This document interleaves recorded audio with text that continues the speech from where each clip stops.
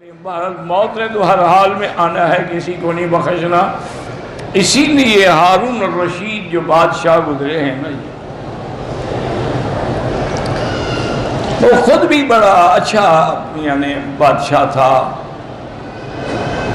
اس کا ایک بیٹا جو ہے نا، وہ بادشاہت وغیرہ سے چھوڑ کے بالکل فقیروں کی صحبت میں رہ کے اللہ والا فقیر بن گیا۔ اس نے سوچا کہ اب ہر وقت بادشاہ ناراض ہوتے ہیں کہ بھی تم نے یہ کون سے کپڑے پہنے ہوئے ہیں، کیسا لباس پہنا ہوا ہے، مجھے بادشاہ ملنے آتے ہیں، میری شرمندگی ہوتی کہ یہ آپ کا بیٹا ہے، اس کی یہ لباس ہے۔ تو اس نے کہا ٹھیک ہے ابا آپ ناراض نہ ہوں، میں آپ کی فرما برداری یہ کر سکتا ہوں، مجھے اجازت دے دیں، میں آپ کو یہ ملک چھوڑ کے کہیں چلا جاؤں گا جہاں کوئی جانتا مجھے بھی نہیں جانتا ہوگا اور آپ کو بھی نہیں جانتا۔ بادشاہ نے خیر خاموش ہو گیا، وہ چلا گیا۔ وہ جہاں دوسرے ملک میں پہنچے تو انہوں نے اپنا وظیفہ یہ بنایا کہ وہ مزدوری کرتے تھے، اور مزدوری بھی یہی یعنی مٹی گالا اٹھانے والی،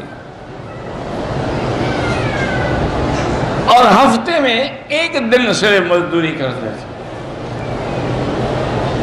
اور جو مزدوری مل جاتی مثلا 10 ریال مل گئے تو 8 دن پھر اسی سے وہ گزارا کرتے تھے۔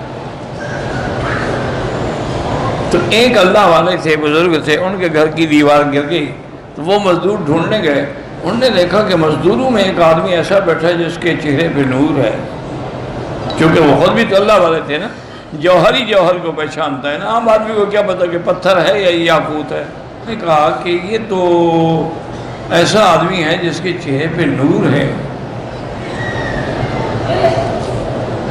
اور یہ مزدوروں میں بیٹھا ہو گیا ہے۔ انہوں نے کہا جی آپ مزدور ہیں؟ انہوں نے کہا کام کریں گے؟ انہوں نے کہا بالکل اسی لیے تو بیٹھا ہوں۔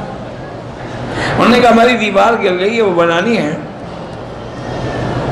چلیں؟ انہوں نے کہا چلو، لیکن انہوں نے کہا دیکھیں جی بات یہ ہے کہ کام تو میں کروں گا لیکن میری ایک شرط ہے۔ کیا شرط ہے؟ انہوں نے کہا میں آپ کے گھر سے نہ کھانا کھاؤں گا نہ پانی پیوں گا، میں نے مزدوری طے کر دی، اپنی مزدوری لینی ہے، پھر آپ کے گھر سے کھانے پینے کا کیا مطلب؟ اور دوسری بات یہ ہے کہ اگر نماز کا وقت ہو گیا میں کام چھوڑ دوں گا، لیکن آپ کا کام پورا کروں گا، آپ اس کا کام نہ کریں۔ وہ فرماتے ہیں میں آیا، میں نے ان کو کام دکھایا، مجھے کام تھا، میں چلا گیا، اور میں نے ملازم کو ہدایت کر دی تھی کہ اتنی مزدوری طے ہے وہ ان کو دے دینا جب کام ختم ہو۔ واپس آیا، وہ مزدوری لے کے چلے گیا۔ میں حیران رہ گیا کہ ایک بندے میں تو 10 بندوں کا کام کیا، اتنی دیوار تو 10 بندے بھی نہ بنا سکتے۔ وہ کہتے ہیں دوسرے دن میں پھر منڈی میں پہنچ گیا، دیکھا تو وہ تو مزدور نہیں ہے۔ میں نے کہا نہیں، کام اسی سے کرانا ہے اور کسی سے۔ پھر گیا نہیں ملا، آخر ایک مزدور نے پوچھا کہ حضرت کیوں آپ روز آتے ہیں اتنے؟ انہوں نے کہا یہاں ایک نوجوان، انہوں نے کہا وہ تو ہفتے میں ایک دن مزدوری کرتے ہیں، فلاں دن آئیں گے۔ انہوں نے کہا ٹھیک ہے، وہ اس دن بھی نہیں آئے۔ انہوں نے پھر پوچھا، انہوں نے کہا جی وہ تو بیمار ہے بیچارہ۔ انہوں نے کہا ان کا گھر کہاں ہے؟ وہ فلاں سڑک کے کنارے جھوپڑی ہے، وہ جھوپڑی میں رہتے ہیں۔ کہتے ہیں میں آیا تو میں نے دیکھا کہ کچی اینٹ پہ سر رکھا ہوا تھا اور بخار سے بدن بالکل ایسے آگ کی طرح جل رہا تھا۔ مجھے دیکھا، میں نے سلام کیا۔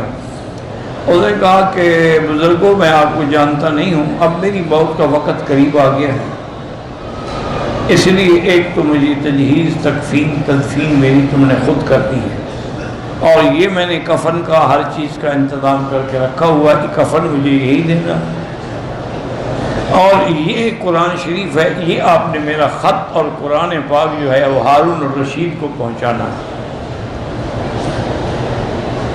کہتے ہیں میں نے کہا حضرت مجھے ہارون رشید بادشاہ ہے، مجھے کون نہ دے گا؟ انہوں نے کہا میں اس کا بیٹا ہوں،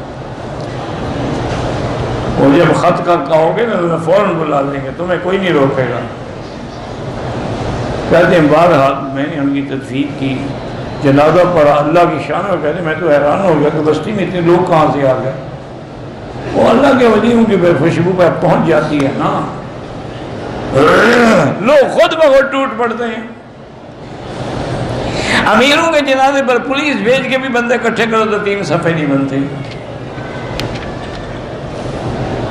کیوں؟ اگلے کہتے ہیں اچھا وہ مر گیا، مردود جان چھوٹی، کیا جنازہ پڑھنا ہے؟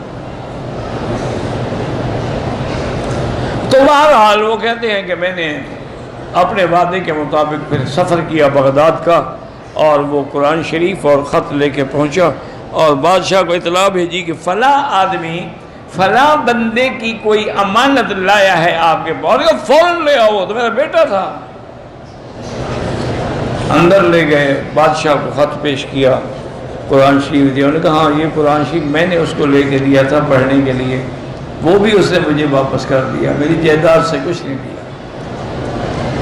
اور خط کھولا تو اس میں لکھا ہوا تھا کہ یا صاحبی لا تغتر بتنعم، اے میرے دوست دنیا کے نشے میں غرق نہ ہو جاؤ، العمر ينفض، المال ينفض والنعیم ينفض والعمر يزول، کہ مال جانے والا ہے اور وقت گزرنے والا ہے۔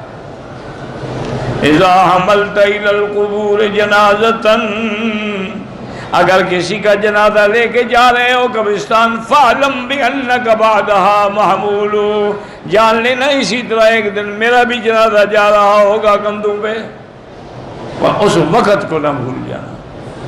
بادشاہ رو پڑا، انہوں نے کہا کیسے تھا؟ انہوں نے کہا مزدوری کرتے تھے۔ بعد نے کہا ہاں بس وہ ہم دنیا کے بادشاہ ہیں، وہ دین کا بادشاہ تھا، اس کو اس دنیا سے غرض ہی کوئی نہیں۔ پھر بادشاہ نے خود سفر کیا اور اپنے بیٹے کی قبر پہ آیا۔ بعض مورخین نے لکھا ہے کہ جب قبر پہ پہنچا تو گر گیا۔ اولاد ہے نا جی، اولادنا اقبادنا، حضور نے فرمایا اولاد ہمارے جگر کا ٹکڑا ہوتے ہیں۔ اللہ اولاد کا زخم اور دکھ کسی کو نہ دکھائے۔ کہتے ہیں گر گیا، کافی دیر روتا رہا، دعائیں مانگی، اس کے بعد اس نے اپنے بیٹے کی موت پہ مرثیہ لکھا، شرب تکاسا ابو کا شارب، میرے بیٹے تم نے موت کا پیالہ پہلے پی لیا ہے، حالانکہ میں نے بھی تو پینا تھا نا۔ لیکن تم زندگی میں بھی اور موت میں بھی مجھ سے آگے نکل گیا۔